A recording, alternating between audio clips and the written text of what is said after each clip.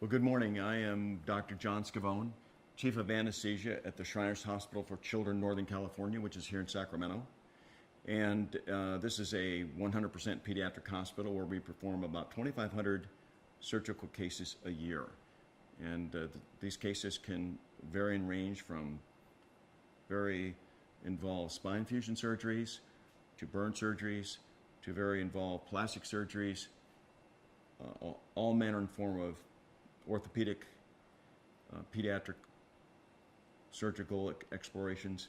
So it's a very, very involved practice. There's a lot of criticality here, and that then segues into a discussion about safety. And really, that's what I want to talk about a little bit this morning. I want to talk about safety. Now, the Joint Commission and other agencies like the Institute for Safe Medication Practices and good gosh, many different agencies are talking about the safety of parenteral medications, which require that we identify the medication to the right patient at the right time. And this begins when we draw up a parenteral medication, that we have to label it correctly. And the elements that go onto the label is really quite a burden. It requires the name of the drug, the concentration of the drug, when it was drawn up, when it expires, and who drew it up. Now, at one point in time, I would say that anesthesiologists, we got into the labeling business, or, sort of the manual labeling business. And unfortunately, we don't even have it up here, but we would take a label, affix it to the syringe, and our performance in putting all of those required entities onto the syringe might not be 100%.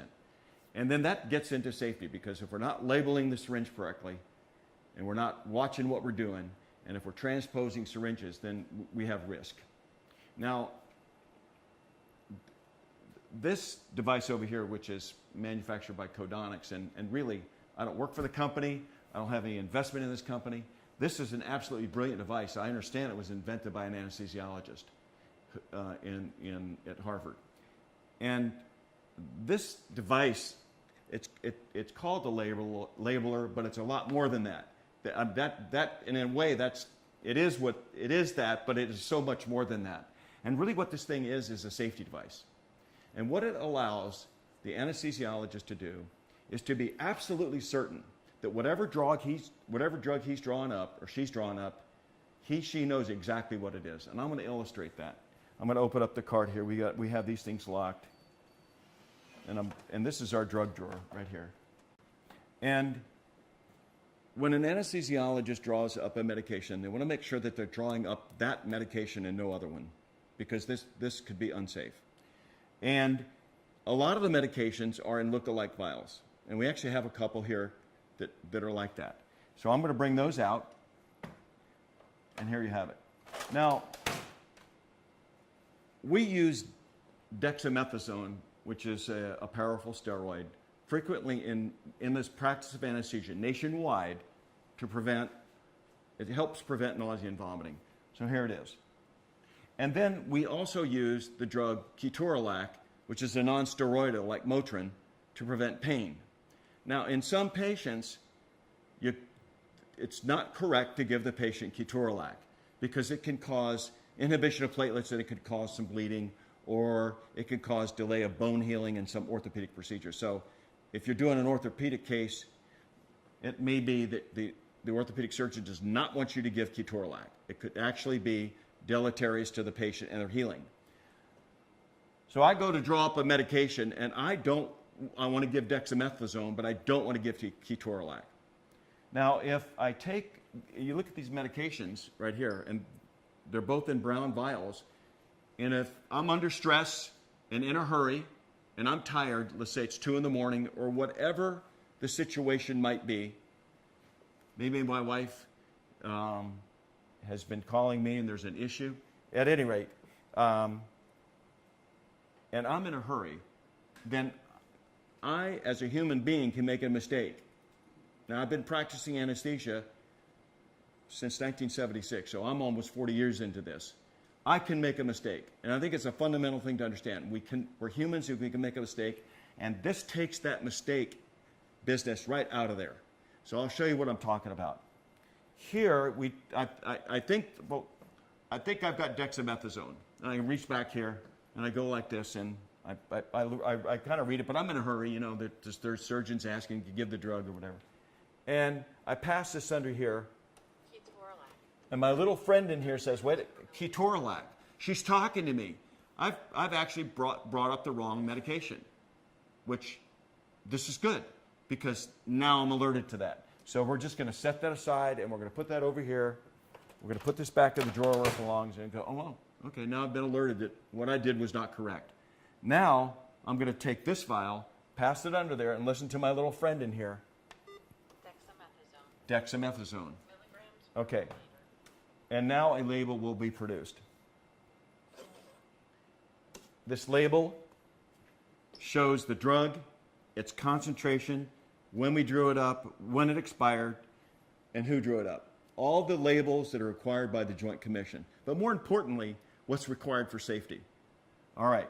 Now, and we're going to use this later, so this is not wasting a drug. We're going to do a case in here. So this is real. We're going to use dexamethasone today in this room. So this is not wasteful.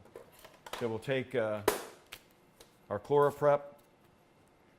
We'll take off the cap. And now we will draw up the medication.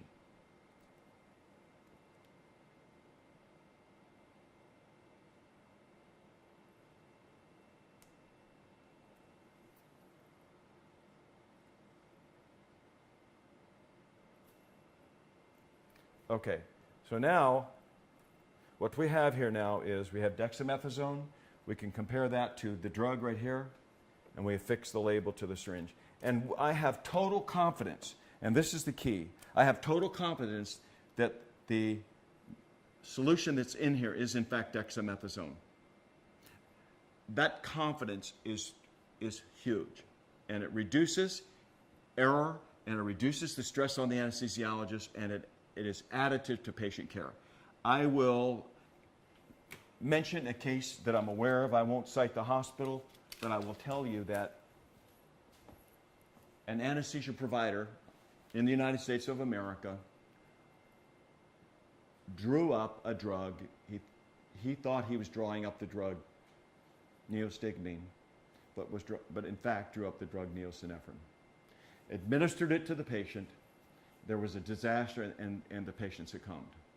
That could have been prevented, absolutely prevented, by this device. Now, it's interesting you guys came today, an individual who's chief of one of our local hospitals, one of my former residents came to see me. We had some other business to attend. He came in the operating room, and he said to me, John, what's this? He hadn't seen it. And I said, well, let me talk to you about this. And he said, oh, this is easy. I'm going back to my hospital. I'm going back to my CEO.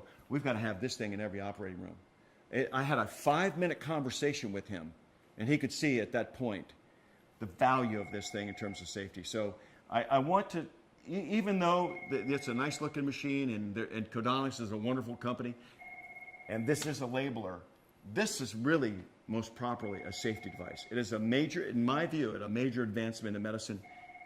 It's quick, it's easy, and I got to tell you, I don't want to do anesthesia without this. Now I find if this thing is not operating, you know, or we have a power failure or whatever, I don't want to be using labels, you know, manual labels. Absolutely not. This is a wonderful device. Very, very happy with it. It's easy to use. That's it. I do believe that this device, I do believe it belongs in every OR, and I do because it is an ultimate safety device. It allows us to correctly identify medications, and to the extent that we then have to give them to patients, it's extraordinarily important. And something is either safe or it's not, and this makes the anesthesia process safe, and I'm a proponent of this, and this is consistent with the Anesthesia Patient Safety Foundation, who a number of years ago in their bulletin said, this is the type of thing that we need in our operating rooms. So I can't extol the virtues of this thing enough. This is a safety device. Just like, for example, when we give an anesthetic, we need to monitor inspired oxygen and expired end-tidal CO2. It's necessary. It's required. To me, it's not optional. These safety things are not optional. And when we get into aviation, when we identify something that's safety and we need it, you got to have it. You can't fly without it. Same deal here. It's no different. It's a fabulous device. This was brought to my attention by Codonics, safe labeling system, but from a Codonics representative when he first came to me. It was a dry cold call. And he made an impression of something that was very important because he was passionate about the product also, which I could see. So if somebody's passionate about a product that they're selling and just not selling, then that passion goes through you too. I could see the advantages of the product. There's no question there are advantages to the product. It does help patient safety. It does help compliance. It helps all the things that we've talked about in this video.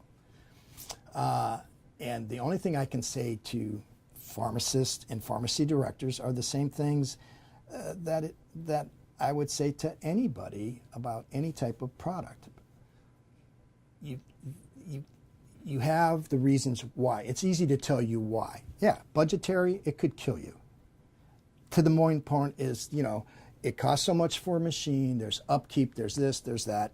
So as far as the straight machine to get one, but not just to get one, you need to get, like our hospital here, we needed 12. So we've done it in stages, phase 1, phase 2, and phase 3, but we've done it as phases over an 18-month period. That's covered all 3 years. So if you do it and are creative in doing it, you can get it. Yeah, that's an easy thing. I can't afford it. They'll never fly with the budget. Yeah, I mean, I've heard big systems say that on anything, and I've said it myself. I can't get that. It's going to, the budget, it's going to really be hard for me. Then there's the labor aspect. Oh, it's just going to tie up too many FTEs. Productivity is going to go down. That's another excuse, but it's a legitimate excuse. I'm telling you about legitimate excuses. All these excuses that the pharmacy directors give you, that is what it is. It's life. It's our reality. But I'm a pharmacy director at a very small hospital, which I've maintained saying through this whole video, that St. Vincent's Charity Medical Center, we are a faith-based entity, but we have to think about the patients, and our patients are indigent. We're in a community where it is, we have the monsters near us. I have Metro Health, I've got the Cleveland Clinic, I have university hospitals. They're big people. Why don't they have it? I can say, because I've made a big point about it with my Codonics rep, that who was the first one in the state of Ohio to have Codonics in their hospital? St. Vincent's Charity Medical Center. Why? Because we do see the need of having positive patient outcomes. We feel the need to have patient safety, compliance, and so on, because we see the need for that. And so all the excuses I could give the same ones. But I'm trying to tell people that they need to look past that and do what's good for the patient and not what will send their budget 1 penny over to not get it for good patient safety. So therefore, it's on us in the medical community to plead for what you think is the best product you can get. And to me, the Codonics safe labeling system is one of the best products you can possibly get. And it's been proven. It's won awards. It's teamed up with Pyxis, which owns 95% of the automated cabinet market. So everybody realizes how good the product is. And CareFusion just got bought by BD. So, and BD understands about patient safety, compliance, and so on. So I would tell any pharmacy director, really look at it closely, because in essence, it's not on your budget, you're supporting it. And doing something like that helps you, because in the world of legality and accreditation, Joint Commission looks at that as being medication management. So it's all in your stake too. So that's all I can say.